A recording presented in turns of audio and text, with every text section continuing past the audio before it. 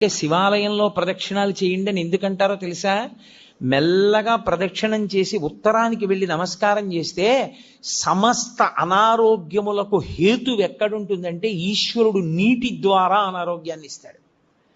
అందుకే బ్రతుకుట అంటే నీటి వలననే, భోగము నశించుట నీటి వలననే, అనారోగ్యము నీటి వలననే.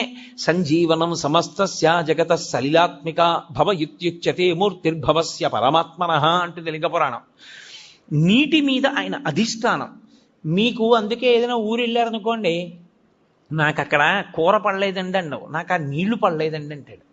అనారోగ్యమునకు కారణము నీరే, మనిషి పడిపోవడానికి కారణము నీరే. నీరు అంత శక్తివంతం. నీటి మీద అధిష్టానమై ఆయన ఉత్తరాన్ని చూస్తూ ఉంటాడు. ఆ ముఖానికి ప్రతిరోజు మీరు గోడవంక చూసి ఓం వామదేవ ముఖాయ నమః